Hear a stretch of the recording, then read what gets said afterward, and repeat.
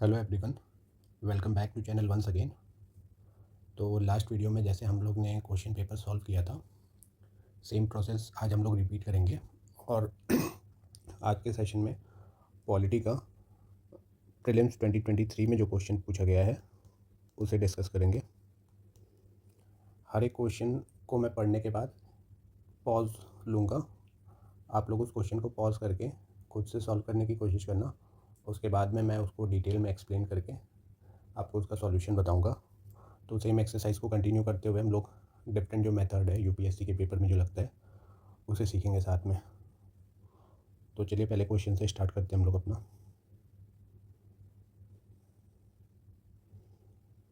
Question number 31। अब मैं question read करूँगा, उसके बाद आप लोग क्वेश्चन वीडियो पॉज करके उसको खुद से सॉल्व करने की कोशिश करना। In essence what does due process of law means. पहला ऑप्शन है the principle of natural justice. दूसरा ऑप्शन है the procedure establish by law. तीसरा option fair application of law. चौथा ऑप्शन इक्वालिटी बिफोर लॉ।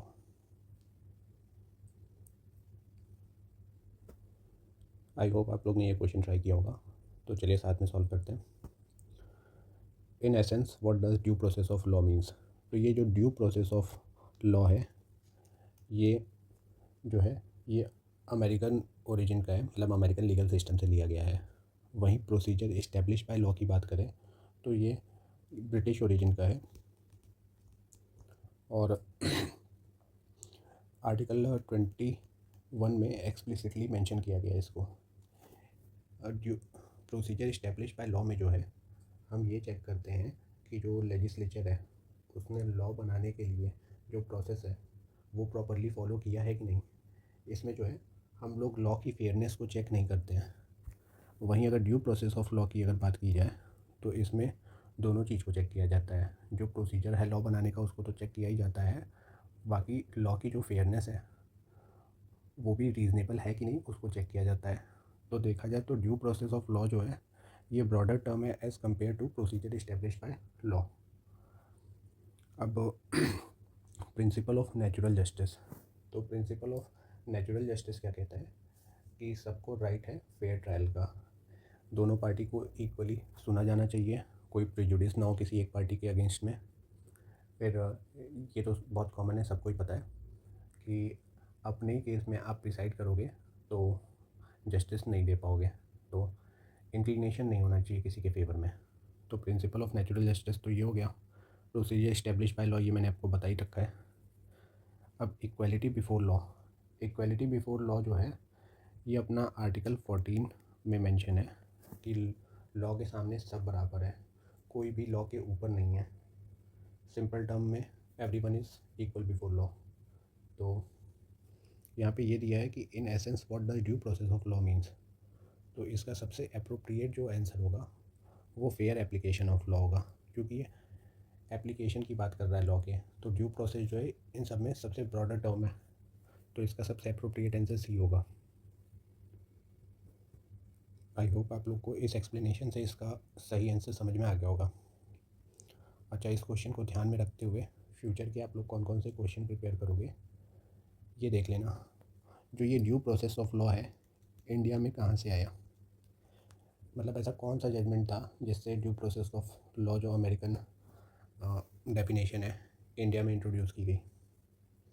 फिर आप सुप्रीम कोर्ट का जो Maneka Gandhi versus union of India 1978 वाला केस है उसके बारे में डिटेल में देख लेना कि वो क्या कहता है। फिर हमारा जो कॉन्स्टिट्यूशन है वो बोरो किया गया था डिफरेंट डिफरेंट कंट्रीज़ से, तो कौन सी कंट्री से कौन सा कॉन्सेप्ट उठाया गया था वो आप देख लेना। जैसे जापान से क्या उठाया गया था, कनाडा से क्या लिया गया था, जर्मनी से क्या लिया गया था। तो ये सारी चीज़ें जो है आप देख लेना, क्योंकि उस पर क्वेश्चन काफ़ी फ्रेम होते हैं। अब अपने नेक्स्ट क्वेश्चन पे चलते हैं। Consider the following statements.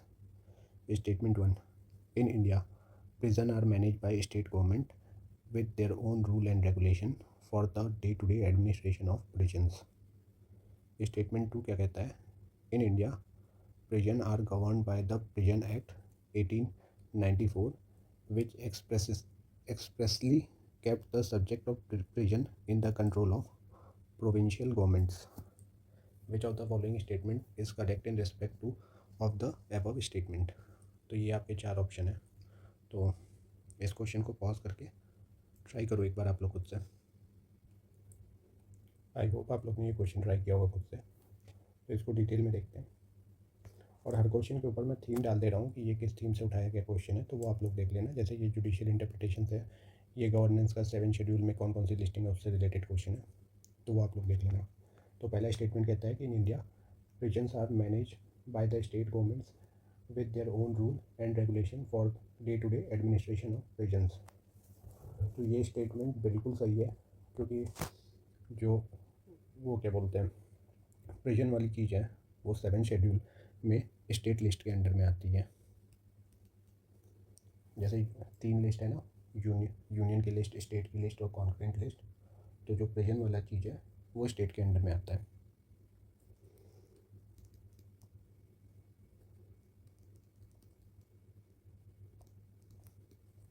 जो लिस्ट 2 है उसमें एंट्री 4 जो है वो प्रिजन के बारे में बोलती है।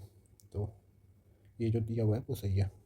दूसरा स्टेटमेंट क्या कहता है कि in India prisons are govern by the prison act 1894।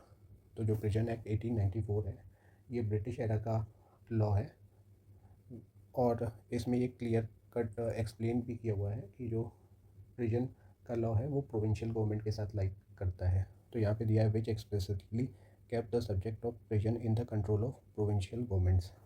तो दूसरा स्टेटमेंट भी बिल्कुल सही दिया हुआ है। तो इसका जो करेक्ट आंसर होगा वो हो जाएगा both statement 1 and statement 2 are correct and statement 2 is the correct explanation of statement 1। अच्छा, ये जो स्टेटमेंट्स वाले क्वेश्चन है, स्टेटमेंट आप लोग ध्यान से पढ़ना। कभी कभी ये स्टेटमेंट जो है ना स्वाइप कर भी देता है ऊपर नीचे, मतलब प्लेस कर देता है।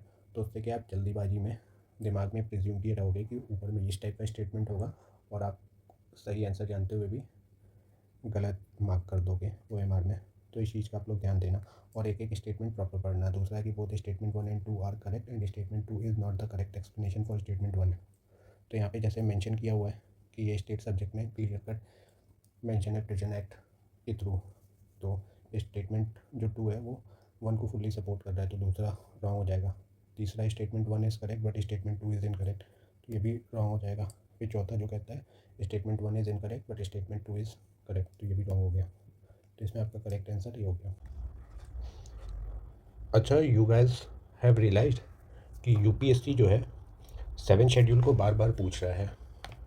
पुराने पेपर में भी आप लोग ने देखा होगा 7 शेड्यूल कई बार पूछा है लिस्ट के बारे में, यूनियन लिस्ट, स्टेट लिस्ट और कॉन्करेंट लिस्ट के बारे में। तो 7 शेड्यूल जो है काफ़ी ज़्यादा इंपॉर्टेंट हो जाता है, तो उसको आप लोग थोड़ा ध्यान से पढ़ना। और UPSC में एक कॉन्सेप्ट और है, आप लोग अभी तक मतलब मेरे वीडियो देखते आए हो, तो उसमें जो UPSC है पहले एक सीड कॉन्सेप्ट देता है। जैसे कोई भी टॉपिक है ना तो उसका बेसिक पार्ट इंट्रोड्यूस करता है, और फिर आने वाले आगे के साल में जो है उसी टॉपिक के इर्द गिर्द जो है एडवांस क्वेश्चन पूछता है आप लोग से। तो इसका अगर सिंपल एग्जांपल दूँ तो एक क्वेश्चन है जिसमें पूछा गया है, ये अभी सेम जो क्वेश्चन हम लोग ने सॉल्व किया है इसमें प्रिजन के बारे में पूछा हुआ है, ठीक है। फिर वैसे UPSC ने थोड़ा डिटेल में जाके पूछा है प्रिजन के बारे में कि जो आपका पेरोल है, पेरोल और फरलो, उसमें क्या डिफरेंस है। तो ये थोड़ा एडवांस लेवल हो गया प्रिजन वाले टॉपिक पे। फिर आई थिंक 2021 में उसने पूछा था पुलिस कस्टडी और जुडिशियल कस्टडी में डिफरेंस क्या है। तो अगर आप ध्यान दो तो ये सारे क्वेश्चन जो है आपका 7 शेड्यूल का ही प्रिजन वाले से रिलेटेड है, जो कि स्टेट गवर्नमेंट के अंडर में आता है। तो ऐसे करके ना आप पहले बेसिक एरिया जो है UPSC का PYQ में वो आप एनालाइज करो, फिर सराउंडिंग के जो ऑप्शन है ना उसको 360 डिग्री अच्छे से प्रिपेयर कर लो, क्योंकि प्रोबेबिलिटी उन टॉपिक की बहुत ज़्यादा है जो प्रीवियस ईयर्स क्वेश्चन पेपर में पूछा गया है। तो ऐसे करके आप जब पुराने पेपर रियलाइज़ करोगे ना तो आपका खुद एक तरीके से टेस्ट सीरीज़ का काम करेगी, और वो one of the best test series है। टॉपर्स ज़्यादातर ऐसे ही अपना एग्ज़ाम क्लियर करते हैं। That's why I am saying previous years repeated theme के ऑप्शन के अराउंड मल्टीपल क्वेश्चन आप फ्रेम करो और फिर उसको ज़्यादा से ज़्यादा सॉल्व करो। उससे क्या होगा, जो UPSC लैंग्वेज यूज़ कर रही है ना उस पर आपकी कमांड हो जाएगी, और जो वर्ड प्ले यूज़ करती है यूपीएससी वो आप पकड़ लोगे। जो ट्रिक अपना अपनाती है ना कि ये चीज़ कॉन्स्टिट्यूशन में मेंशन है, ये चीज़ कॉन्स्टिट्यूशन में मेंशन नहीं है, ये जो हैक और ट्रिक है ये आप समझना चालू कर दोगे तो फिर ये जो स्मॉल स्मॉल पिटफॉल है वहाँ पे आप नहीं फंसोगे और आपका जो मार्क्स है वो 20+ क्वेश्चन एक्स्ट्रा आप सॉल्व कर लोगे ईजिली। ऐसे ही ज्योग्राफी में जैसे कोई एरिया काफ़ी न्यूज़ में है तो वो पूछेगा कि ये पर्टिकुलर एरिया जो है वो कहाँ लाई करता है वर्ल्ड मैप पे, फिर नेक्स्ट ईयर जो है वो पर्टिकुलर एरिया के डिटेल में पूछ लेगा आप लोग से। तो इस तरीके से आप लोग को प्रिपेयर करना है। तो ये जो कुछ एरिया है वो मैंने आपके साथ शेयर किया है।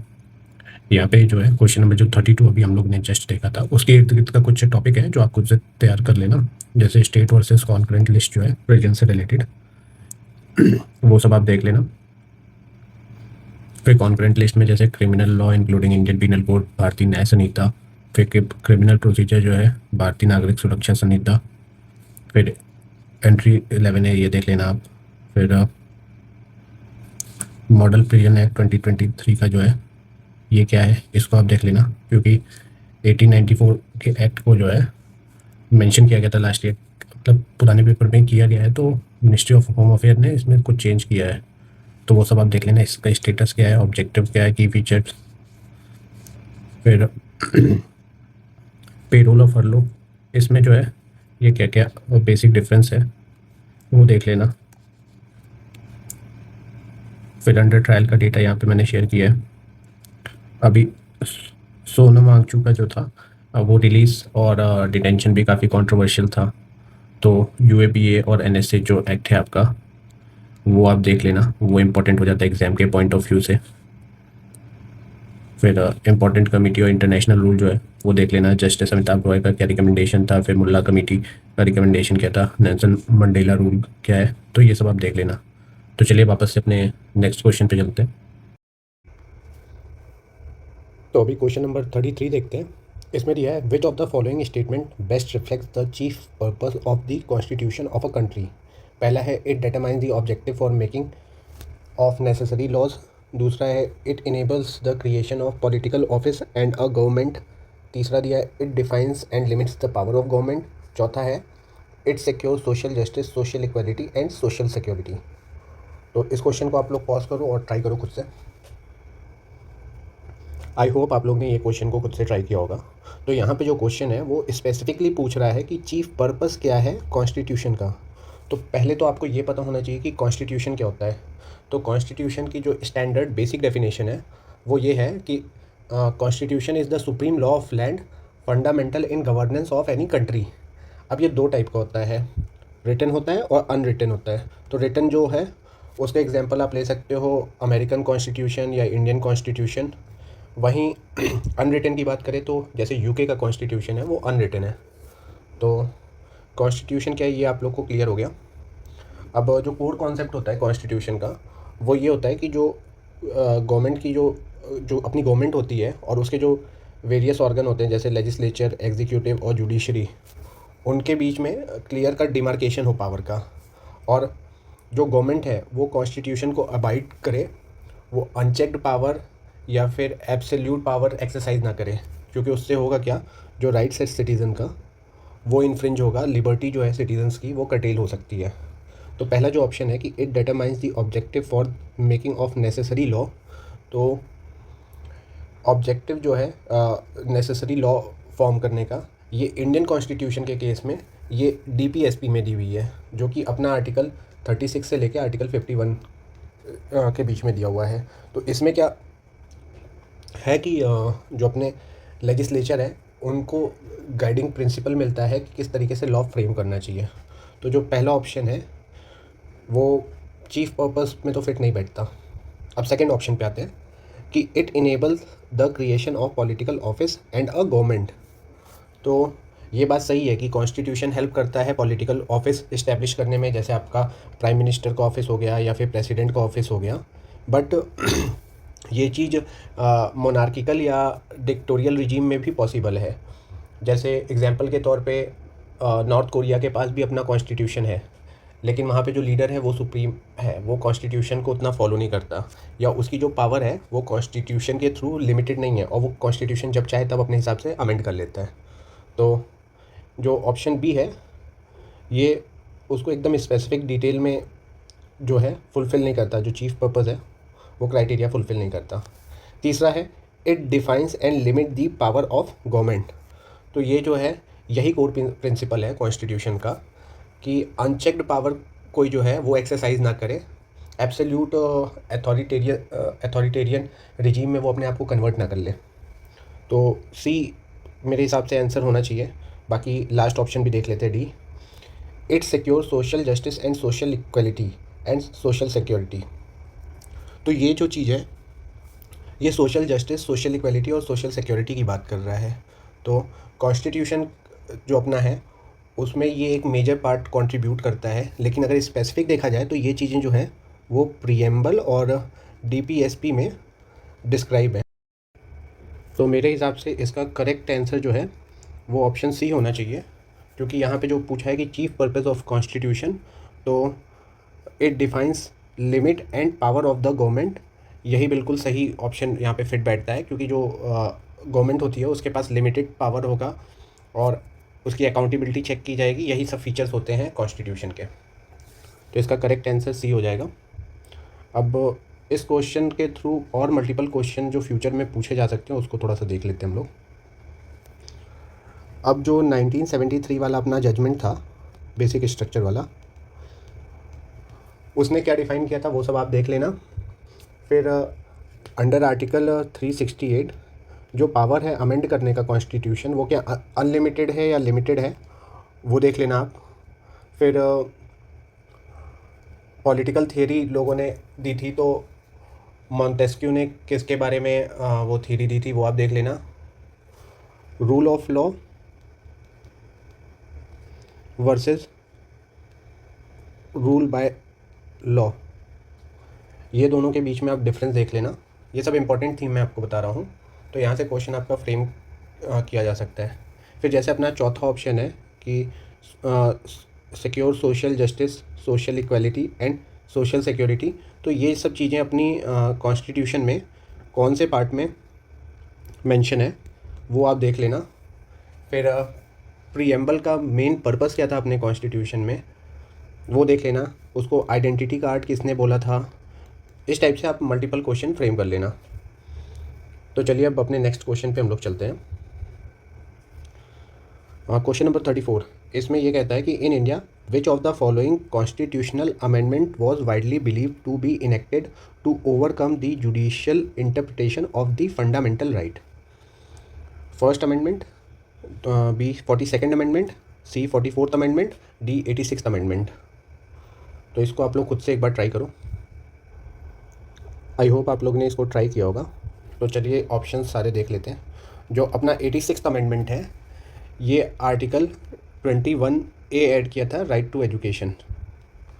तो ये जो ऑप्शन है ये 86 वाला, ये तो कॉन्स्टिट्यूशन के अमेंडमेंट की और राइट टू एजुकेशन की बात करता है, जो कि पहले डीपीएसपी में था, अब उसको फंडामेंटल राइट का पार्ट बना दिया है।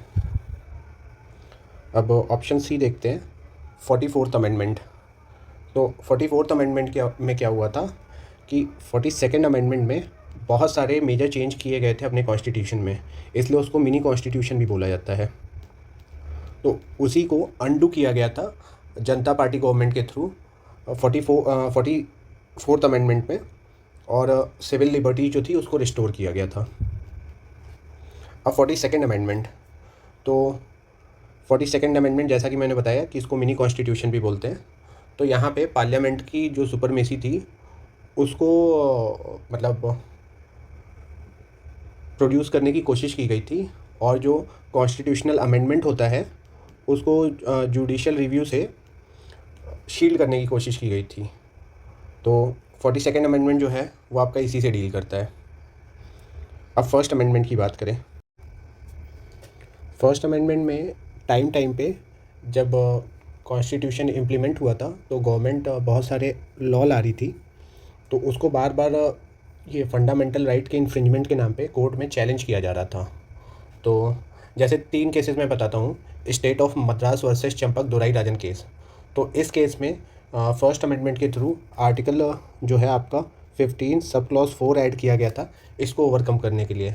वहीं सेकंड केस की बात करें रोमिला थापर वर्सेस ब्रिजभूषण केस 1950 का, तो उसमें फ्रीडम ऑफ स्पीच और एक्सप्रेशन वाले आर्टिकल में आर्टिकल 19 सब क्लॉज 2 ऐड किया गया था फर्स्ट अमेंडमेंट से। और कमलेश सिंह केस बिहार वाला था जिसमें ज़मींदारी को एबॉलिश जब किया गया था, तो जो ज़मींदार थे वो सुप्रीम कोर्ट मूव किए अपना फंडामेंटल राइट प्रोटेक्ट करने के लिए, जो कि शुरू में जो प्रॉपर्टी राइट था वो फंडामेंटल राइट में आता था अंडर आर्टिकल 31। तो उसको ओवरकम करने के लिए कॉन्स्टिट्यूशन में फर्स्ट अमेंडमेंट के थ्रू आर्टिकल 31A और 31B ऐड किया गया। तो यहीं से आपका 9th शेड्यूल जो है कॉन्स्टिट्यूशन में वो भी ऐड किया गया था। तो जब भी गवर्नमेंट कोई लॉ इम्प्लीमेंट करना चाह रही थी और वो इन्फ्रिंज कर रहा था फंडामेंटल राइट को, तो जुडिशरी उसमें as a road block hurdle create कर रही थी। तो इसलिए जो इस क्वेश्चन में पूछा हुआ है कि in India which of the following constitution amendment was widely believe to be enacted to overcome judicial interpretation of fundamental right, तो इसका करेक्ट आंसर ऑप्शन ए होगा। आई होप ये क्वेश्चन आप लोगों को क्लियर हो गया होगा। तो ये जो अमेंडमेंट है ना कॉन्स्टिट्यूशन में, ये बहुत इंपॉर्टेंट है। अगर लास्ट वीडियो में अगर आप लोगों को याद होगा तो मैंने जो कॉन्स्टिट्यूशन ऑफ इंडिया वाला चार्ट शेयर किया था, तो उसमें कॉर्नर में एक एरिया होगा इम्पॉर्टेंट कॉन्स्टिट्यूशन अमेंडमेंट। तो जितने भी इम्पॉर्टेंट कॉन्स्टिट्यूशन अमेंडमेंट हैं उनमें क्या क्या डिटेल दी हुई है ना, वो देख लेना, क्योंकि वहाँ से क्वेश्चन बार बार फ्रेम किया जाता है। अच्छा, इसी के साथ में मैंने एक ये हर एक क्वेश्चन का वैल्यू एडिशन टॉपिक कुछ बनाया हुआ है, तो उस स्लाइड पे मैं आपको लेके चलता हूँ अभी फ़िलहाल। तो ये क्वेश्चन नंबर 34 का जो मैं बोल रहा था वैल्यू एडिशन, वो आप लोग देख लेना। पार्लियामेंट और जुडिशरी के बीच में जो इंटरलिंकिंग है या फिर टसल है, उससे बार बार क्वेश्चन फ्रेम होता है। तो आर्टिकल 31B जो है उसको देख लेना, उसका ओरिजिनल इंटेंट क्या था, करंट स्टेटस क्या है। फिर ये जो केस है IR कोयलो केस 2007, ये बड़ा इंपॉर्टेंट केस है, तो इसको आप थोड़ा सा डिटेल में देख लेना। फिर ये मैंने आपको बता ही रखा है। फिर ये क्रोनोलॉजी कैसे कैसे जजमेंट आए थे, तो first amendment Golaknath case, 24th amendment में क्या क्या हुआ था, 25th अमेंडमेंट, तो ये सारी चीज़ें जो हैं वो आप लोग डिटेल में थोड़ा सा एक बार पढ़ लेना, क्योंकि यहाँ का ही पॉइंट उठा के क्वेश्चन फ्रेम किया जाता है, तो आपके क्वेश्चन बन जाएंगे। फिर आर्टिकल 31A B C ये जो है ये बहुत इंपॉर्टेंट है, तो ये देख लेना। बाकी ऐसे हर एक क्वेश्चन में मैं वैल्यू एडिशन आपको टाइम पे प्रोवाइड करते चलूँगा, तो इससे धीरे धीरे जो है आपका टॉपिक बिल्टअप होता जाएगा और सराउंडिंग के डेटा ऑफ फैक्ट से आपके क्वेश्चन को एलिमिनेट करने में काफ़ी हेल्प मिलेगी सही आंसर तक पहुंचने में। तो चलिए अभी अपना नेक्स्ट क्वेश्चन देखते हैं।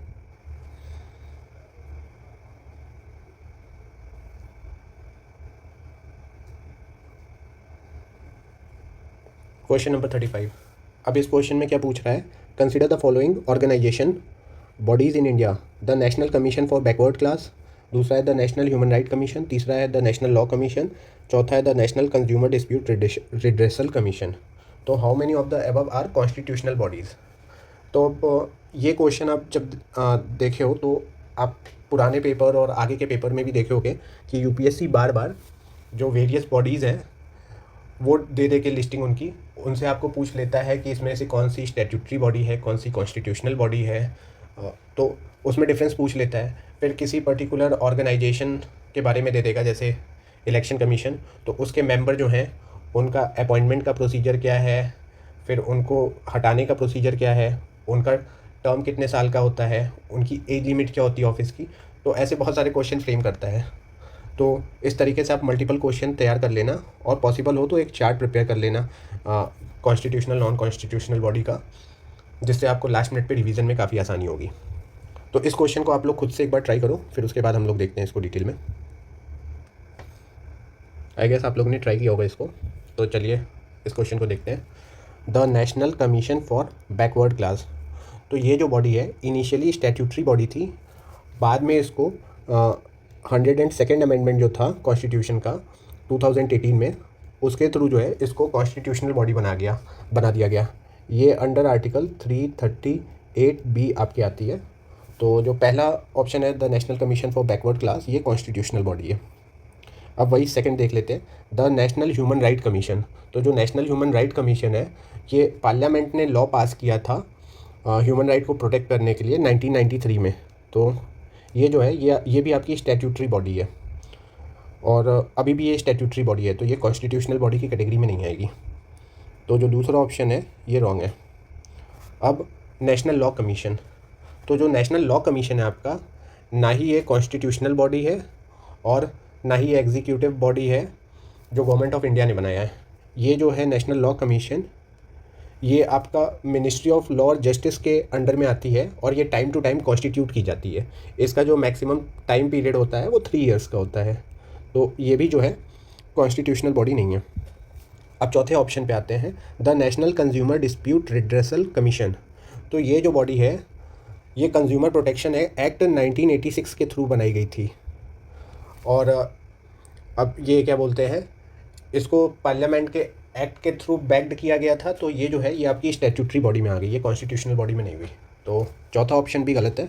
तो इसमें पूछा कि how many of the above are constitutional bodies, तो इसमें इसका करेक्ट आंसर जो होगा वो ए हो जाएगा, ओनली 1।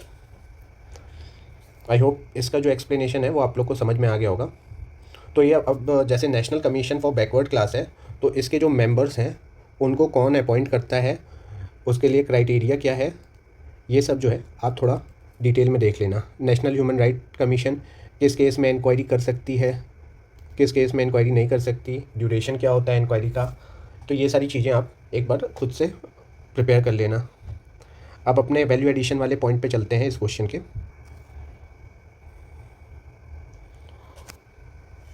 तो यहाँ पे जैसे मैंने आपके साथ शेयर कर रखा है, तो ये देख लेना आर्टिकल 338 जो मैं बता रहा था, इसमें 338A है, 338B है, 338 है। कब कब बाइफर्केशन हुआ, कौन से अमेंडमेंट से हुआ, तो ये सारी चीज़ें आप देख लेना। फिर इम्पॉर्टेंट बॉडी जो है इलेक्शन कमीशन ऑफ इंडिया, कौन से आर्टिकल के अंडर में आता है। फिर UPSC और स्टेट पब्लिक सर्विस कमीशन, ये कौन से आर्टिकल के अंडर में आता है, ये सब देख लेना। फिर controller auditor general of India, फिर फाइनेंस कमीशन, तो ये सब चीज़ों से बार बार क्वेश्चन फ्रेम होता है। और इसमें यहाँ पे मेंशन भी किया हुआ है कहाँ कहाँ क्या क्या UPSC ट्रैप यूज़ करता है। फिर एग्जीक्यूटिव बॉडीज़ किसको बोलते हैं, कौन कौन सी हैं, उसके बारे में थोड़ा सा 360 डिग्री आप लोग ना खुद से कर लेना कि उसके मेंबर्स, फिर टर्म, ये सारी चीज़ें आप लोग डिटेल में जाके कर लेना। अब नेक्स्ट क्वेश्चन पे अपने चलते हैं। अब ये क्वेश्चन क्या कहता है, 36, consider the following statements in the election of president of India, sorry मैंने गलत रीड किया। If the election of the president of India is declared void by supreme court of India, all act done by him her in the performance of duty of his और her office of president before the date of decision become invalid. दूसरा point क्या कहता है, election for the post of the president of India can be postponed on the ground that some legislative assembly have been dissolve and election are yet to take place. तीसरा option क्या कहता है, when a bill is presented to president of India the constitution prescribe time limit within which he she has to declare his her assent. How many of the above statement are correct. तो ये president वाले chapter से बहुत easy question पूछा हुआ है, आप लोग इसको खुद से ट्राई करो, फिर उसके बाद मिल के सॉल्व करते हैं इस क्वेश्चन को।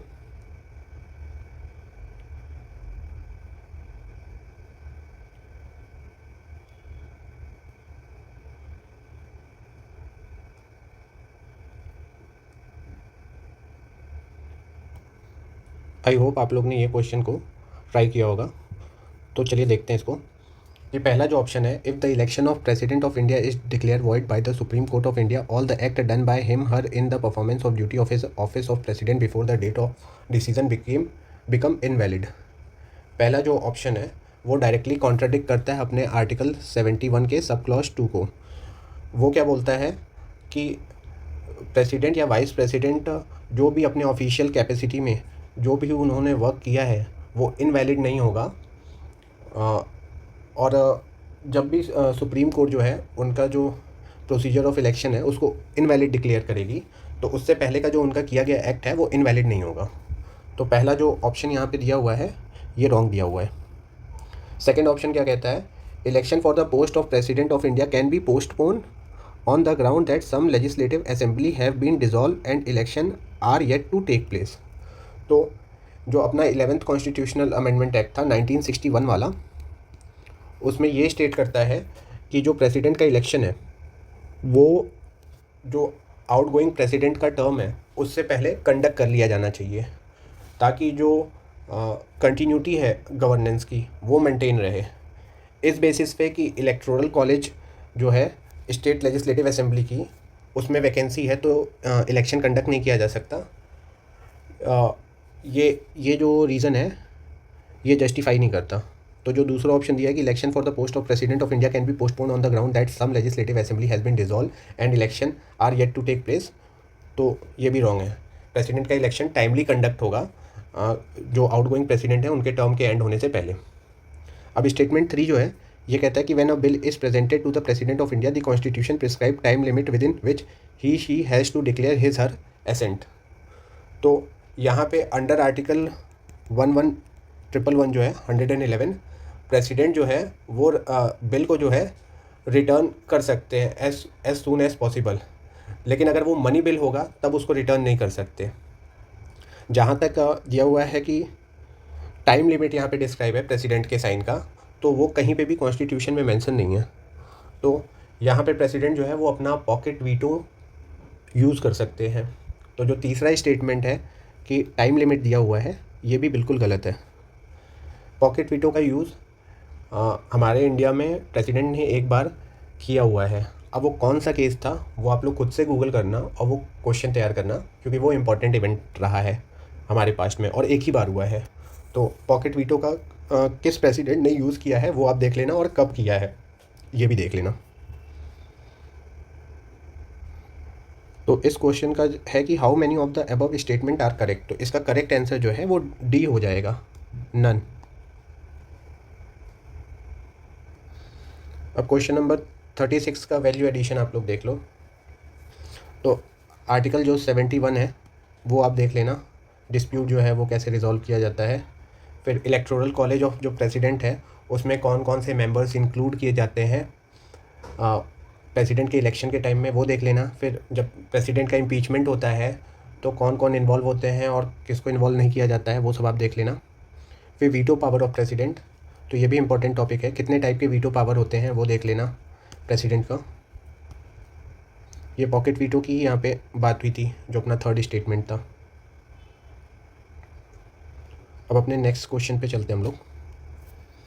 अब यहाँ पे 37वां क्वेश्चन क्या है, with reference to financial bill and money bill in the Indian parliament consider the following statements. पहला है when the Lok Sabha transmit financial bill to Rajya Sabha it can amend और रिजेक्ट द बिल। दूसरा ऑप्शन क्या है कि when the Lok Sabha transmit money bill to Rajya Sabha it can not amend और reject the bill, it can only make recommendations. तीसरा option क्या है, in case of disagreement between Lok Sabha and Rajya Sabha there is no joint sitting for money bill but a joint sitting become necessary for financial bill. How many of the above statement are correct. तो इस question को आप लोग खुद से try करो एक बार, उसके बाद हम लोग इसका डिटेल सॉल्यूशन देखेंगे। आई होप आप लोग ने ये क्वेश्चन को ट्राई किया होगा खुद से। तो इस क्वेश्चन को सॉल्व करने के लिए पहले तो आपको ये पता होना चाहिए कि फाइनेंशियल बिल क्या होता है और मनी बिल क्या होता है। इसमें एक कॉन्सेप्ट बहुत सिंपल सा कॉन्सेप्ट है कि जितने भी मनी बिल होते हैं वो फाइनेंशियल बिल होते हैं, बट जितने भी फाइनेंशियल बिल होते हैं वो मनी बिल नहीं होते। इसका एक वेन डायग्राम मैं आपको दे दूंगा, उससे आपको ये चीज़ ज़्यादा क्लियर हो जाएगी। तो अब पहला जो स्टेटमेंट है कि when the Lok Sabha transmit financial bill to Rajya Sabha it can amend और रिजेक्ट द बिल। तो लोकसभा से जब भी ट्रांसमिट किया जाता है फाइनेंशियल बिल टू राज्यसभा वो एज एन ऑर्डिनरी बिल ही ट्रीट होता है राज्यसभा में। तो राज्यसभा जो है वो उसको अमेंड भी कर सकता है, रिजेक्ट भी कर सकता है। इस केस में राज्यसभा जो है वो फुल पावर एंजॉय करता है और पावर के मामले में इक्वल होता है लोकसभा की तरह ही। तो जो पहला स्टेटमेंट दिया कि when Lok Sabha transmit financial bill to Rajya Sabha it can amend और रिजेक्ट द बिल, तो ये बिल्कुल सही स्टेटमेंट है।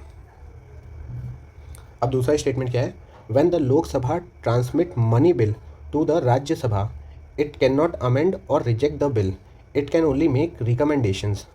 तो आर्टिकल 109 जो है वो राज्यसभा पे बहुत सारे रेस्ट्रिक्शंस लगाता है। जैसे कि जो मनी बिल है उसको ना तो वो रिजेक्ट कर सकता है ना ही वो अमेंड कर सकता है। उसके पास टोटल मैक्सिमम 14 डेज़ का टाइम होता है जिसमें वो कुछ रिकमेंडेशन के साथ वो बिल राज्यसभा को वापस भेज दे।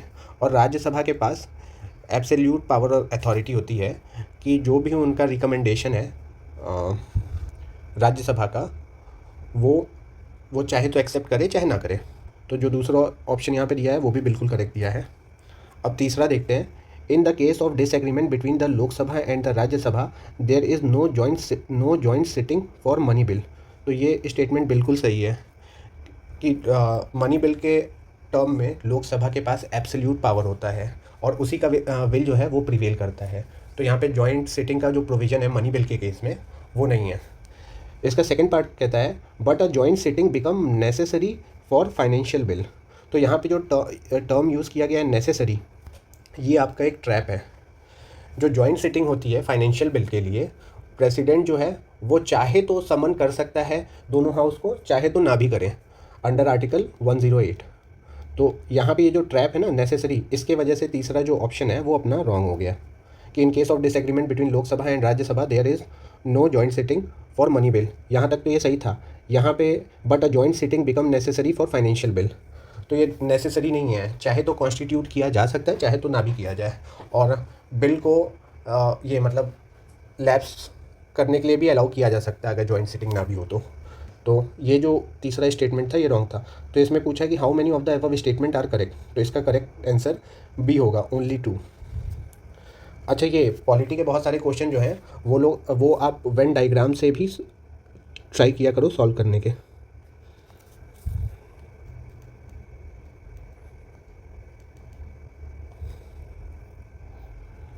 तो ये वेन डायग्राम जो मैंने बनाया है कि financial bill category 1 article number 117 sub clause 1, और फिर फाइनेंशियल बिल कैटेगरी 2 117 आर्टिकल सब क्लॉज 3 में कौन कौन सा आता है, और मनी बिल जो है अपना आर्टिकल 110 के अंडर में क्या क्या आता है।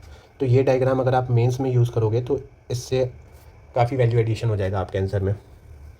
तो अब वैल्यू एडिशन वाले शीट पे अपने चलते हैं। तो ये क्वेश्चन नंबर 37 से रिलेटेड कुछ मैंने शेयर किया है। 3 type of financial bill, article 110, फिर 117 सब क्लॉज 1, 17 सब क्लॉज 3, फिर मैकेनिज़्म क्या है जॉइंट सिटिंग का वो आप देख लेना। जॉइंट सिटिंग होती है तो उसको कौन प्रिसाइड करता है, ये सारी चीज़ें एक बार आप देख लेना इसमें। क्वेश्चन नंबर 39 देखते हैं अपना। With reference to schedule area in India consider the following statement. पहला है within a state the notification of an area as schedule area take place through an order of the president. फिर दूसरा statement क्या है कि the largest administrative unit forming the schedule area is the district and the lowest is the cluster of village in the block. तीसरा है the chief minister of the concerned state are required to submit annual report to the Union Home Minister on the administration of scheduled area in the state. How many of the state above statement are correct? तो इसको आप लोग खुद से try करो। आई hope आप लोग ने ये क्वेश्चन ट्राई किया होगा। तो जो यहाँ पे पहला ऑप्शन है कि within a state the notification of an area as schedule area take place through an order of the president, ये करेक्ट एक्सप्लेनेशन यहाँ पे दिया हुआ है, क्योंकि अपने कॉन्स्टिट्यूशन में पैराग्राफ 6 जो है 5th शेड्यूल का, उसमें ये क्लियर कट मेंशन है कि कोई भी एरिया शेड्यूल एरिया है कि नहीं, इसका नोटिफिकेशन का एक्सक्लूसिव अथॉरिटी जो है वो प्रेसिडेंट के साथ लाई करता है। प्रेसिडेंट चाहे तो उसका एरिया इंक्रीज डिक्रीज़ या ऑल्टर कर सकते हैं वहाँ के गवर्नर के साथ कंसल्ट करके। तो जो पहला ऑप्शन यहाँ पे दिया हुआ है वो बिल्कुल करेक्ट है। अब दूसरा ऑप्शन देखते हैं कि the largest administrative unit forming the schedule area is the district and the lowest is the cluster of village in the block. तो ये भी स्टेटमेंट बिल्कुल करेक्ट है, क्योंकि देवभर कमीशन की जो गाइडलाइंस थी उन्होंने ये बोला था कि जो शेड्यूल एरिया होता है वो वायबल होना चाहिए एज अ एडमिनिस्ट्रेटिव एंटिटी। तो जो लार्ज एडमिनिस्ट्रेटिव एरिया है उसको एज अ डिस्ट्रिक्ट डिक्लेयर किया जाएगा, और जो छोटा एरिया है उसे ब्लॉक या तालुका डिक्लेयर किया जाएगा। इसका एग्जांपल आप बस्तर डिस्ट्रिक्ट जो है उससे ले सकते हो कि उसको शेड्यूल एरिया का डिस्ट्रिक्ट माना गया। अब तीसरा स्टेटमेंट यहाँ पे है कि the chief minister of the concern state are required to submit annual report to the union home ministry on the admission of schedule area in the state. तो पहले तो ये जो चीफ मिनिस्टर यहाँ पे दिया हुआ है ये इनकरेक्ट है। यहाँ पे चीफ मिनिस्टर की जगह गवर्नर होना चाहिए, क्योंकि शेड्यूल एरिया जो है उसको डिक्लेयर करने का काम तो प्रेसिडेंट के हाथ में है, बाकी उससे रिलेटेड जो रिपोर्ट है वो गवर्नर प्रोड्यूस करते हैं प्रेसिडेंट के सामने टाइम टू टाइम। तो यहाँ पे जो चीफ मिनिस्टर दिया है, ये रॉन्ग एक्सप्लेन किया हुआ है। The governor of concern state are required to submit annual report to the, यहाँ पे जो यूनियन होम मिनिस्ट्री दिया हुआ है ये भी रॉन्ग है। ये रिपोर्ट जो है वो प्रेसिडेंट के सामने सबमिट करते हैं। On the administration of schedule area in the state, जो तीसरा ऑप्शन है वो रॉन्ग है। तो इसमें जो है कि how many of the above statement are correct, तो इसका करेक्ट आंसर बी हो जाएगा, ओनली 2। आई होप ये वाला क्वेश्चन आप लोगों को क्लियर हो गया होगा। तो अब इसका वैल्यू एडिशन मटेरियल हम लोग देख लेते हैं। तो यहाँ पे मैंने आपके साथ कुछ ये डिटेल शेयर किया हुआ है।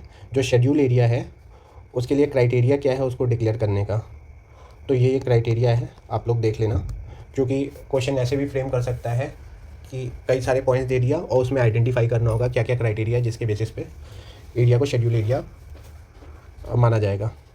फिर ट्राइबल एडवाइजरी काउंसिल, ये भी काफ़ी इंपॉर्टेंट पॉइंट है, ये आप देख लेना, पूछा भी गया है पहले।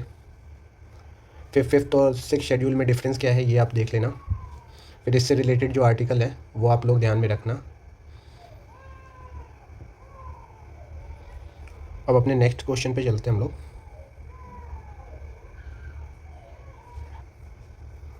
अब ये क्वेश्चन में दिया हुआ है कि the Supreme court of India consider the following statements. The Supreme court of India has held in some judgement that the reservation policy made under article 16 sub clause 4 of the constitution of India would be limited by article 335 for maintenance of efficiency of administration. Statement 2 जो है, article 335 of the constitution of India defines the term efficiency of administration. Which of the following is correct in respect of the above statements. तो इस question को आप लोग try करो खुद से एक बार, आई गेस आप लोग ने इसको ट्राई किया होगा। तो पहला जो स्टेटमेंट है, देखिए, the Supreme court of India has held in some judgement that reservation policy made under article 16 sub clause 4 of the constitution of India would be limited by article 335 for maintenance of efficiency of administration.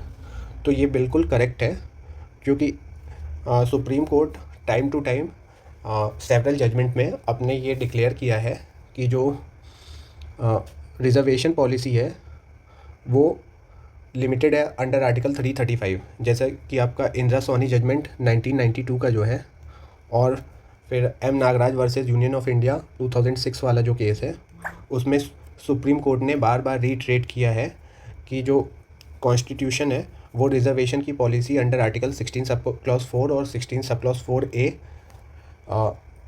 Implement कर सकता है, लेकिन जो amendment का power है वो absolute नहीं है, वो लिमिटेड है अंडर आर्टिकल 335।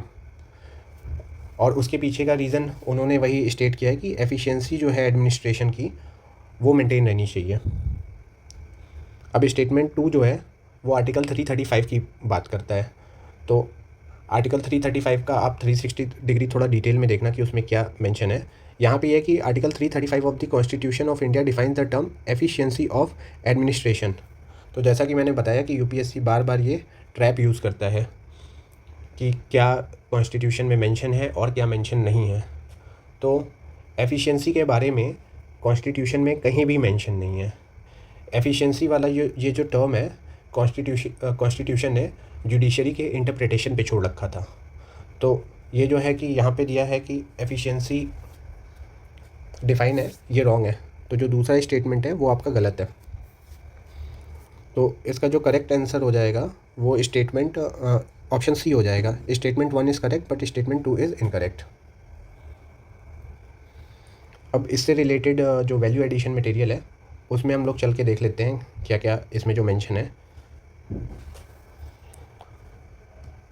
अब यहाँ पे एग्जैक्ट वर्डिंग ऑफ आर्टिकल 335 की ये मेंशन है। फिर 82nd अमेंडमेंट एक्ट जो 2000 में आया था उसका एक्सेप्शन क्या है वो आप देख लेना। आर्टिकल 335 यहाँ पे फिर से यहाँ पे मेंशन है इसमें। फिर बीके पवित्रा केस 2019 का एफिशिएंसी जो टर्म है उसको कोर्ट ने डिफ़ाइन किया था। तो कोर्ट की जो डेफिनेशन है वो आप देख लेना। तो अभी क्वेश्चन नंबर 50 पे हम लोग चलते हैं। By which of the following act was the governor general of Bengal designated as governor general of India? The regulating act, the Pitt India acts, the charter act of 1793, the charter act of 1833। तो ये question ऐसे तो modern history का है, but Laxmikant हम लोग polity के generally refer करते हैं, वो स्टैंडर्ड रेफरेंस मटेरियल हमारा यूपीएससी का। तो इसका जो पहला चैप्टर है उसमें मैंने बताया था कि ये चैप्टर बहुत इंपॉर्टेंट है, उस क्वेश्चन से हर साल 1 से 2 क्वेश्चन पूछता ही पूछता है। तो इसलिए ये वाला जो क्वेश्चन है हम लोग पॉलिटी के सेक्शन में डिस्कस कर रहे हैं। तो इस क्वेश्चन को आप लोग खुद से ट्राई करो, फिर उसके बाद इसका डिटेल सॉल्यूशन हम लोग देखते हैं। आई होप आप लोग ने ये क्वेश्चन को ट्राई किया होगा। तो चलिए फिर देखते हैं सारे ऑप्शन। तो इसमें पूछा है क्वेश्चन में कि गवर्नर जनरल ऑफ बंगाल जो है उसको designate as governor general of India कब किया गया था। तो जो अपना रेगुलेटिंग एक्ट है ये 1773 में आया। इसमें क्या किया गया, गवर्नर ऑफ बंगाल को governor general of Bengal declare कर दिया गया, और गवर्नर जनरल ऑफ बंगाल बनने वाला लॉर्ड वॉरेन हेस्टिंग पहला था। और जो दूसरी दो प्रेसिडेंसी थी बॉम्बे और मद्रास में, उसको बंगाल का सबऑर्डिनेट बना दिया गया। तो रेगुलेटिंग एक्ट 1773 वाला जो है ये इस क्वेश्चन के हिसाब से रॉन्ग ऑप्शन है। अब पिट इंडिया एक्ट की बात करें तो पिट इंडिया एक्ट जो था वो 1784 में आया। अब इस एक्ट में क्या किया गया, तो पिट इंडिया एक्ट 1784 वाले में क्या किया गया था कि कंपनी में बहुत ज़्यादा करप्शन बढ़ गया था, तो उसी को कंट्रोल करने के लिए कंपनी के फंक्शनिंग को बाइफरकेट कर दिया गया था। उसका गवर्नेंस वाला पार्ट अलग कर दिया गया था और कॉमर्शियल फंक्शनिंग अलग कर दिया गया था।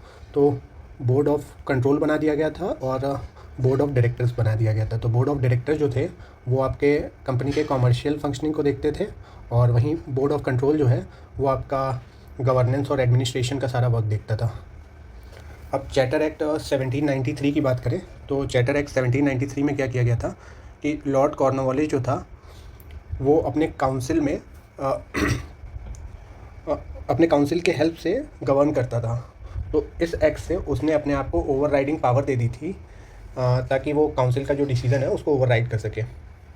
अब जो चौथा ऑप्शन है यहाँ पे द चार्टर एक्ट ऑफ 1833, उसमें क्या हुआ कि गवर्नर जनरल ऑफ बंगाल को गवर्नर जनरल ऑफ इंडिया बना दिया गया, और जैसे 1773 से सेंट्रलाइजेशन का जो प्रोसेस चालू हुआ था वो अपने पीक पे पहुंच गया था। तो लॉर्ड विलियम बेंटिक जो था वो first governor general of India बना था। उसके पास सारी सिविल और मिलिट्री पावर आ गई एज अ गवर्नर, और उसकी जो अथॉरिटी थी वो ऑल ओवर इंडिया थी। जो भी इंडिया की टेरिटरी ब्रिटिश के पोजीशन में थी तो वो उसके अंडर में आ गई। तो इसका जो करेक्ट आंसर है कि which of the following act was the governor general of Bengal designated as the governor general of India, वो इसी की बात कर रहा है इस पॉइंट की। तो इसका करेक्ट आंसर डी हो जाएगा। तो जितने भी रेगुलेटिंग एक्ट हैं, फिर जितने भी चार्टर पास हुए, और फिर इंडियंस का रिप्रेजेंटेशन जब चालू हुआ, तो वो सारे एक्ट जो है उसके जितने भी पॉइंट्स हैं वो आप MCQ के थ्रू मेमोराइज़ करने का, क्योंकि वहाँ से बार बार क्वेश्चन पूछे जाते हैं। तो अभी जो है हम लोग अपने वैल्यू एडिशन मटेरियल पे चलते हैं यहाँ से। तो ये आपका वैल्यू एडिशन मटेरियल है क्वेश्चन नंबर 50 से रिलेटेड। तो ये यहाँ पे सारी चीज़ें डिटेल में दी हुई हैं, तो ये सब आप एक बार खुद से देख लेना और पढ़ लेना। अभी मैं वैल्यू एडिशन मटेरियल वाला भी सारा चीज़ अगर आपको एक्सप्लेन करने लगूँगा तो वीडियो काफ़ी लंबी हो जाएगी, और अभी शॉर्ट ड्यूरेशन में आपको अपना रिवीजन मैक्सिमाइज़ करना है। तो आपका टाइम बचाने के लिए मैंने ये मटेरियल शेयर कर दिया है। बाकी आप लोग कमेंट सेशन में सजेस्ट करना, अगर इसकी समरी बताना होगा तो वो मैं आप लोग को समझा दूँगा क्या क्या इंपॉर्टेंट है। लेकिन बेटर यही रहेगा कि आप लोग खुद से एक बार ये पूरा मटेरियल जो है वो गो थ्रू कर लो।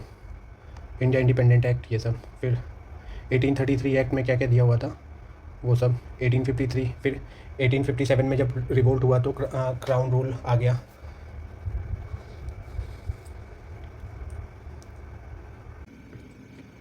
अब नेक्स्ट क्वेश्चन देखते हैं।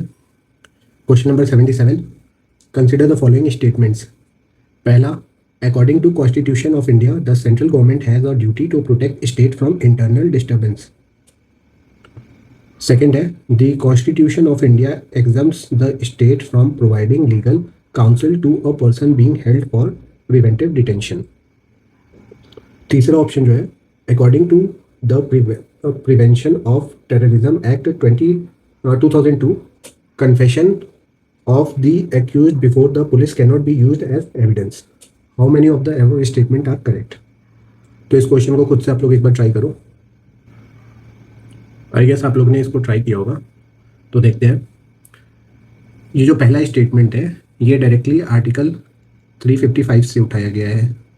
आर्टिकल 355 का सीधा लैंग्वेज क्या है कि it is duty of union government to save state from external and internal disturbances. तो यहाँ पे भी वही दिया है कि according to the constitution of India the central government has a duty to protect state from internal disturbances. अब दूसरे स्टेटमेंट पे चलते हैं। The constitution of India exempts the state from providing legal counsel to a person being held for preventive detention।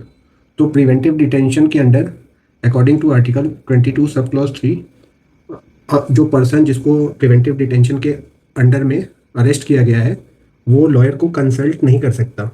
ये सही है, लेकिन constitution में ऐसा कहीं भी मेंशन नहीं है कि जो स्टेट है वो एग्जम्प्ट हो गया है for providing a legal counsel to that person.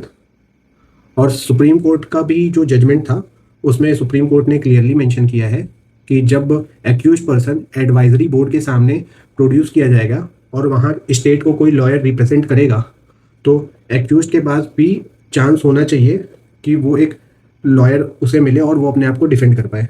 तो जो दूसरा स्टेटमेंट है कि the constitution of India exempts the state from providing legal counsel to person being held for preventive detention, ये स्टेटमेंट यहाँ पे रॉन्ग है। अब तीसरे स्टेटमेंट पे चलते हैं। ये क्या कह रहा है? According to the prevention of terrorism act 2002 confession of the accused before the police can not be used as evidence. तो नॉर्मली जो एक्यूज्ड होते हैं जो भी वो स्टेटमेंट देते हैं पुलिस के सामने वो कोर्ट में एज एविडेंस प्रोड्यूस नहीं किया जा सकता। लेकिन कोटा वाला जो एक्ट है प्रिवेंशन ऑफ टेररिज्म एक्ट 2002 इसमें ये क्लियर कट मेंशन है कि जो भी स्टेटमेंट एक्यूज्ड पुलिस ऑफिसर के सामने देगा और पुलिस ऑफिसर एसपी या उससे अबव रैंक का ऑफिसर होगा वो एज अ एविडेंस प्रोड्यूस किया जा सकता है कोर्ट में। तो उस हिसाब से ये जो तीसरा ऑप्शन है ये सही है। तो अब ये जो क्वेश्चन है कि how many of the above statement are correct, तो इसमें ओनली 2 होगा, इसका करेक्ट आंसर बी हो जाएगा। तो यहाँ पे एक्सेप्शन वाला यूज़ किया है यूपीएससी ने। इन जनरल तो पुलिस के सामने का कन्फेशन एज एविडेंस नहीं यूज होता है, तो ये विदाउट नॉलेज आप गलत कर सकते थे। टाडा पोटा ये सब जो है ये सब थोड़ा सा स्ट्रिंजेंट रूल रेगुलेशन है लॉ एंड ऑर्डर मेंटेन करने के लिए, तो इसमें एक्सेप्शन है। वही जो सेकंड स्टेटमेंट है नॉर्मल सर्कमस्टेंसेस में पर्सन जो है अंडर आर्टिकल 22 सब क्लॉज 1 उसको पूरा राइट है कि वो अपना वकील चुन ले, लेकिन यहाँ पे प्रिवेंटिव डिटेंशन वाला जो केस है उसमें इस आर्टिकल के अंडर में उसे फर्स्ट चांस में लॉयर नहीं मिलता है। तो अब इससे रिलेटेड वैल्यू एडिशन अपना देख लेते हैं। तो ये वैल्यू एडिशन मैंने क्वेश्चन नंबर 77 से रिलेटेड यहाँ पे प्रोवाइड किया है, ये आप लोग देख लेना। अच्छा, इमरजेंसी प्रोविजन में ये आर्टिकल 355 दिया है।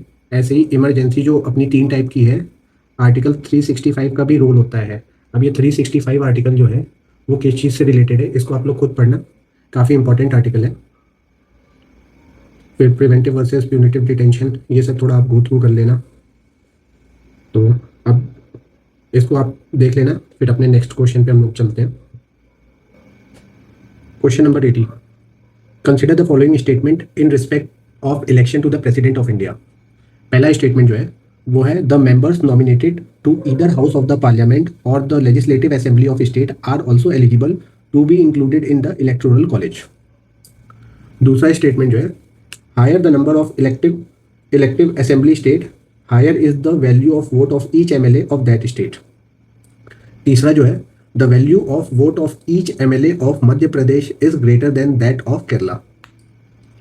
चौथा स्टेटमेंट है the value of vote of each MLA of Puducherry is higher than that of Arunachal Pradesh because the ratio of total population to total number of elective seats in Puducherry is greater as compare to Arunachal Pradesh. How many of the above statement are correct. तो इस question को आप लोग एक बार try करो खुद से, फिर उसके बाद डिटेल एक्सप्लेनेशन में हम लोग चलते हैं। अब ये जो क्वेश्चन है ये काफ़ी फैक्चुअल नेचर का है और इसमें बहुत सारा डेटा आपको पता होगा तभी ये क्वेश्चन आप सॉल्व कर सकते हो। तो पहले तो आपको ये फॉर्मूला पता होना चाहिए जो कैलकुलेट करने के लिए लगता है कि वैल्यू एक एमएलए के वोट की कितनी है। टोटल पॉपुलेशन ऑफ स्टेट 1971 के सेंसस के हिसाब से, फिर total number of elected MLA जिस भी पर्टिकुलर स्टेट का हम लोग कैलकुलेट कर रहे हैं, इनटू 1/1000। तो अभी पहला स्टेटमेंट जो है वो है कि the members nominated to either house of the parliament और the legislative assembly of state are also eligible to be included in the electoral college. तो प्रेसिडेंट के इलेक्शन में नॉमिनेटेड मेंबर जो पार्लियामेंट के होते हैं, राज्यसभा के, वो पार्टिसिपेट नहीं करते हैं, और स्टेट लेजिस्लेटिव असेंबली के भी जो नॉमिनेटेड मेंबर होते हैं वो पार्टिसिपेट नहीं करते हैं। तो इस हिसाब से ये क्वेश्चन जो स्टेटमेंट है ये रॉन्ग हो गया। प्रेसिडेंट के इलेक्शन में कौन कौन पार्टिसिपेट करता है? तो लोकसभा के मेंबर, राज्यसभा के इलेक्टेड मेंबर, फिर जो स्टेट असेंबली है, लेजिस्लेटिव असेंबली, उसके इलेक्टेड मेंबर, फिर दिल्ली और पुडुचेरी की जो लेजिस्लेटिव असेंबली के मेंबर्स होते हैं वो पार्टिसिपेट करते हैं प्रेसिडेंट के इलेक्शन में। तो यहाँ पे जो दिया है कि the member nominated to either house of the parliament, तो राज्यसभा के नॉमिनेटेड मेंबर यहाँ पे पार्टिसिपेट नहीं करते हैं, तो इसी स्टेटमेंट से जो है पहला ऑप्शन रॉन्ग हो जाता है। अब दूसरे ऑप्शन पे हम लोग चलते हैं।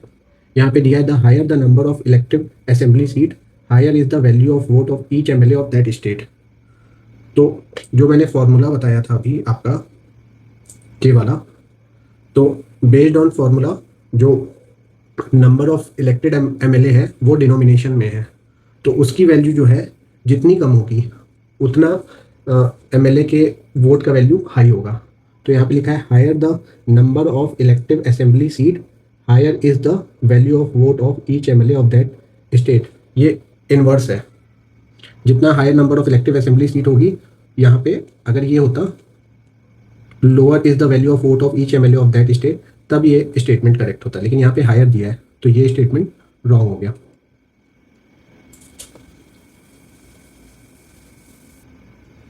तीसरे स्टेटमेंट में बात कर रहा है the value of vote of each MLA of Madhya Pradesh is greater than that of Kerala.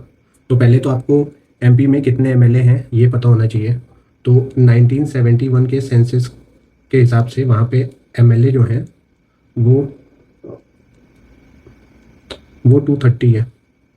वहीं केरला की बात करें तो केरला के जो टोटल नंबर ऑफ एमएलए हैं वो 140 है। तो अब सेम फॉर्मूला में जब ये आप अप्लाई करोगे और पॉपुलेशन जो है आपका यहाँ पे एमपी का वो अराउंड 3 करोड़ से अप्रॉक्स, और वही बात करें केरला की तो 2.13 करोड़ के अराउंड अप्रॉक्स। तो इस फॉर्मूला में जब आप ये पुट करोगे डेटा तो केरला के एमएलए का वोटिंग वैल्यू हायर होगा एमपी के एमएलए से। तो ये जो तीसरा स्टेटमेंट है ये रॉन्ग है। तो यहाँ पे आपको ये डेटा पता होना चाहिए कि सीट्स कितनी है दोनों एमपी में और केरला में एमएलए की, और फिर उसकी पॉपुलेशन कितनी है ये आपको पता होना चाहिए, और फिर ये आपको ये वाला फॉर्मूला पता होना चाहिए, तभी ये थर्ड स्टेटमेंट करेक्ट है कि रॉन्ग है आप कर पाओगे। बाकी फोर्थ स्टेटमेंट जो है the value of vote of each MLA of Puducherry is higher than that of Arunachal Pradesh because the ratio of total population to total number of elective seat in Puducherry is greater as compare to Arunachal Pradesh. अब चौथा statement भी वैसे ही है, आपको पुडुचेरी और अरुणाचल प्रदेश की population का idea होना चाहिए, फिर वहाँ पे कितनी सीट है वो पता होना चाहिए। जैसे पुडुचेरी के पास 30 सीट है, अरुणाचल प्रदेश के पास 60 सीट है। पुडुचेरी की पॉपुलेशन जो है वो 4,71,000 के अराउंड है, वहीं अरुणाचल प्रदेश की है 4,67,000 के अराउंड है। तो आप जब वो फॉर्मूला में पुटअप करोगे तो पुडुचेरी का जो है वो वैल्यू आएगा अप्रॉक्स 16, और अरुणाचल प्रदेश का जो वैल्यू आएगा वो आएगा अप्रॉक्स 8। तो जो क्वेश्चन में यहाँ पूछा हुआ है कि the value of vote of each MLA of Puducherry is higher than that of Arunachal Pradesh because of the ratio of total population to total number of elective seat in Puducherry is greater as compared to Arunachal Pradesh. तो ये बिल्कुल correct है। तो इस type के जो question है ये सॉल्व तो हो जाते हैं, लेकिन इसमें आपका टाइम बहुत किल होता है। तो पहले आप पेपर में अपना टाइम मैनेज करना, जो इजी और डुएबल क्वेश्चन है पहले वो कर लेना, उसके बाद इस क्वेश्चन को सॉल्व करना, क्योंकि इसमें आपको ये सारे डेटा पता होने चाहिए और फिर फॉर्मूला पता होना चाहिए, कैलकुलेट करना पड़ेगा तो ये हो पाएगा। तो यहाँ पे पूछा है कि how many of the above statement are correct. तो इसमें पहला, दूसरा, तीसरा तो रॉन्ग है, चौथा सही है। तो इसका करेक्ट आंसर ए हो जाएगा, ओनली वन। तो ये जो है यूपीएससी का ट्रैप क्वेश्चन है टाइम किल करने के लिए आपका। तो ये क्वेश्चन फर्स्ट गो में तो आप अवॉइड करना, टाइम आपका अच्छे से मैनेज हो तभी ऐसे क्वेश्चन पे स्विच करना। अब अपने वैल्यू एडिशन वाले पोर्शन पे चलते हैं। अब सेंसस 1971 पे ही फ्रीज क्यों किया गया था, तो डिलिमिटेशन कमीशन वाला जिसने क्वेश्चन बनाया होगा उसको अब इसका आंसर पता होगा। फिर 84th कॉन्स्टिट्यूशन अमेंडमेंट में क्या क्या आया था, ये वही डिलिमिटेशन कमीशन को ही एक्सप्लेन करता है 2001 में जो आया था। फिर एमपी के वोट को कैसे कैलकुलेट किया जाता है ये आप देख लेना। फिर इम्पीचमेंट का, अच्छा इलेक्शन ऑफ प्रेसिडेंट जो है वो अंडर आर्टिकल 54 आता है, कौन कौन पार्टिसिपेट करते हैं। तो आपको जब भी पढ़ना तो वो कौन सी आर्टिकल में क्या चीज़ मेंशन है ये सब आप ध्यान देना, क्योंकि क्वेश्चन आर्टिकल वाइज भी फ्रेम किए जाते हैं। अपने नेक्स्ट क्वेश्चन पे आते हैं अब हम लोग। Consider the following statement in respect of the national flag of India according to flag code of India 2002। Statement 1 जो है वो कह रहा है one of the standard size of the national flag of India is 600 millimetre by 400 millimetre. Second है the ratio of the length of the height width of the flag shall be 3:2. Which of the following is correct in respect of the above statements? तो ये जो question है वो all of sudden नहीं पूछा गया, इसके पीछे रीज़न था। उस साल गवर्नमेंट की हर घर तिरंगा स्कीम लॉन्च हुई थी, वो काफ़ी ज़्यादा न्यूज़ में थी। तो जो भी चीज़ बहुत ज़्यादा न्यूज़ में रहती है वो यूपीएससी का प्रोबेबल एरिया हो जाता है क्वेश्चन फ्रेम करने का। जैसे इस साल जो है एलपीजी क्राइसिस बहुत ज़्यादा इमर्ज हो रही है अभी ईरान अमेरिका वॉर में। तो जो अपना एनर्जी की डिपेंडेंसी है वो एरिया आप थोड़ा मतलब ध्यान से मैपिंग कर लेना, क्योंकि वहाँ पे जो पर्टिकुलर इंडस्ट्रियल एरिया हैं जो फेमस सिटीज़ हैं उनसे ये क्वेश्चन पूछ सकता है कि इस्फहान जैसी सिटी कौन से कंट्री में लाई करती है। जैसे गोलन हाइट से बहुत बार पहले क्वेश्चन पूछा हुआ है इसराइल वाला। तो चलिए इस क्वेश्चन को आप लोग खुद से ट्राई करिए, फिर उसके बाद हम लोग इसका डिटेल आंसर देखते हैं। आई होप आप लोग ने ये क्वेश्चन ट्राई किया होगा। ये नेशनल सिंबल पे फ्लैग वाला जो है इस पर एक पूरा चैप्टर दिया है लक्ष्मीकांत में, तो जनरली लोग पढ़ते नहीं हैं, लेकिन उसको अगर आप पढ़ोगे तो ये क्वेश्चन आसानी से सॉल्व कर सकते हो। बाकी ये क्वेश्चन भी बहुत ज़्यादा ट्विस्ट नहीं किया हुआ है। यहाँ पे पहला स्टेटमेंट जो है one of the standard size of the national flag of India is 600 millimetre by 400 millimetre. तो टोटल जो है ऑफिशियली 9 साइज फ्लैग के जो है वो डिक्लेयर किए गए हैं, तो उसमें से 600 मिलीमीटर बाय 400 मिलीमीटर भी एक है। तो जो पहला स्टेटमेंट है करेक्ट है। फिर दूसरा स्टेटमेंट जो कहता है the ratio of the length to the height width of the flag shall be in ratio 3:4। तो अपना जो फ्लैग है वो रेक्टेंगुलर शेप का है, तो जो रेशियो है वो 3:2 का है। तो ये भी बिल्कुल करेक्ट है। तो इसका जो करेक्ट स्टेटमेंट होगा वो होगा statement 1 and statement 2 are correct and statement 2 is the correct explanation of statement 1। तो अभी वैल्यू एडिशन वाला भी फटाफट गो थ्रू कर लेते हैं, वीडियो काफ़ी लंबी हो रही है तो अब इसको जल्दी वाइंड अप करते हैं।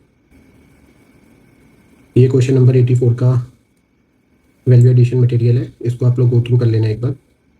मटेरियल क्या यूज़ होता है फ्लैग में, फिर टाइमिंग, फिर क्या क्राइम है डिसरिस्पेक्ट करना फ्लैग का, ये सब, स्टैट्यूटरी वर्सेस फंडामेंटल ड्यूटीज़, फिर कॉन्स्टिट्यूशन असेंबली का फैक्ट, कब अपने नेशनल फ्लैग को अडॉप्ट किया गया था, तो ये डेट। तो ये सब आप इम्पॉर्टेंट चीज़ें हैं, थोड़ा सा एक बार पढ़ लोगे और एमसीक्यू इस पर प्रैक्टिस कर लोगे तो फ्यूचर में जब कभी क्वेश्चन पूछेगा तो आसानी से आप बना लोगे। Question number 85, consider the following statement in respect of the constitution day. Statement 1, the constitution day is celebrated on 26 November every year to promote constitutional value among citizen. Statement 2, on 26 November 1949, the Constituent Assembly of India set up a drafting committee under the chairman of Dr. B.R. Ambedkar to prepare a draft constitution of India. So which of the following is correct in respect of the above statement? तो इसको आप लोग एक बार try करो खुद से। तो आई hope आप लोग ने ये क्वेश्चन ट्राई किया होगा। तो जो पहला स्टेटमेंट है ये कहता है the constitution day is celebrated on 26 November every year to promote constitutional value among citizen. ये स्टेटमेंट बिल्कुल करेक्ट है, क्योंकि गवर्नमेंट ऑफ इंडिया ने 26 नवंबर को संविधान दिवस डिक्लेयर किया, वो भी 2015 में।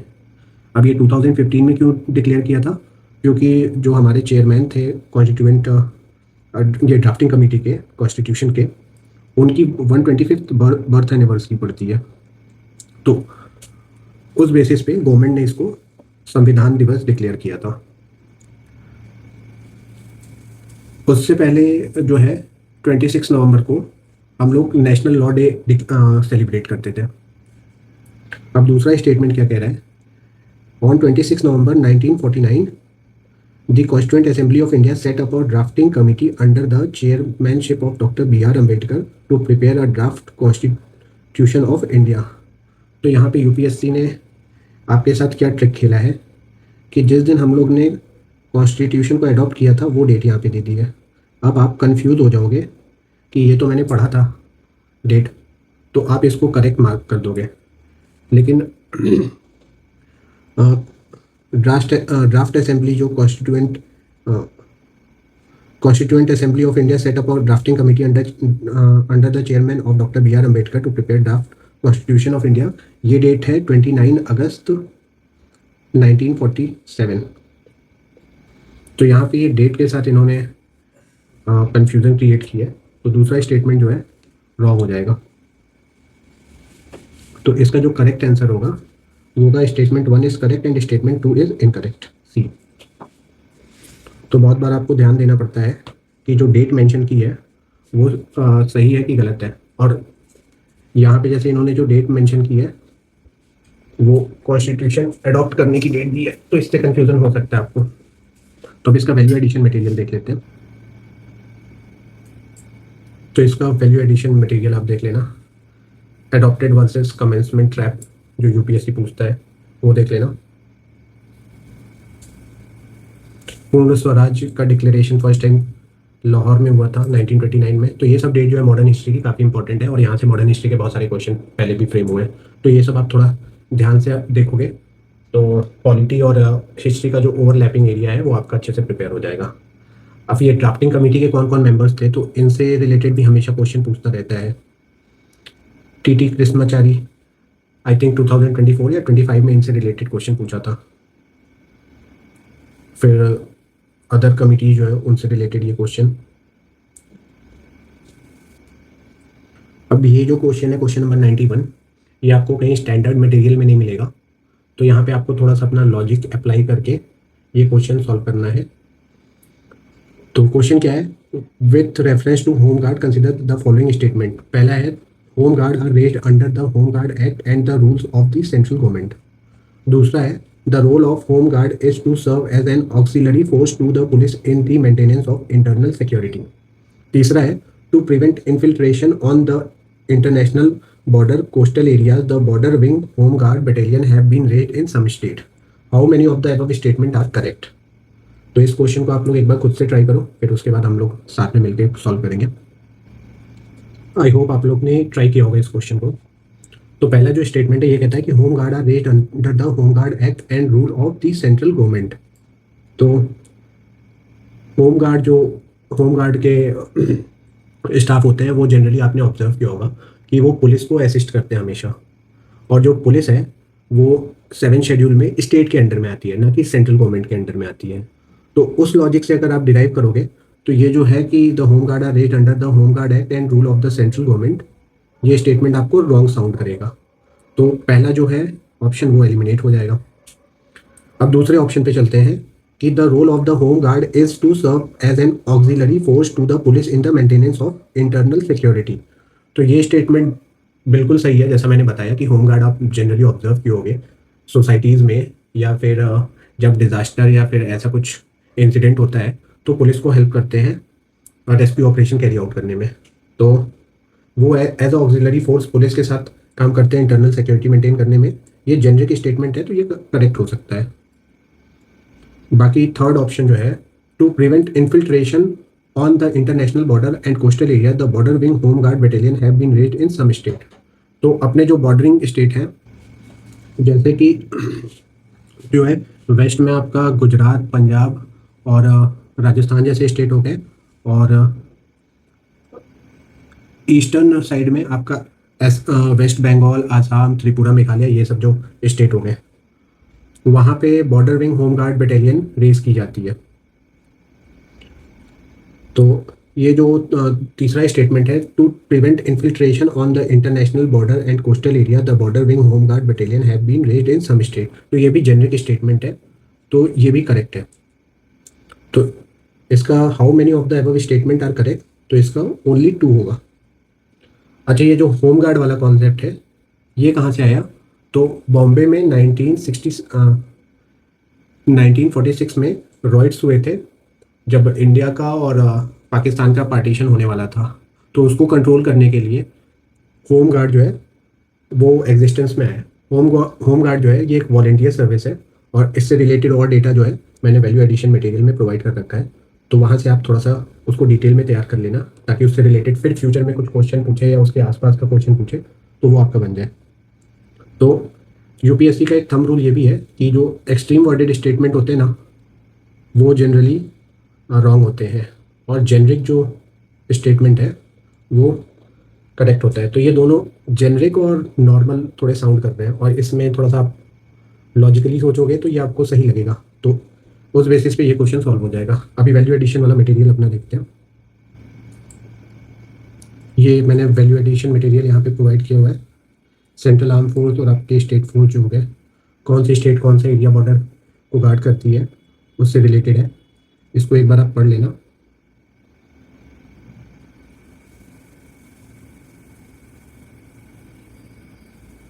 अब अपने लास्ट क्वेश्चन पे चलते हैं।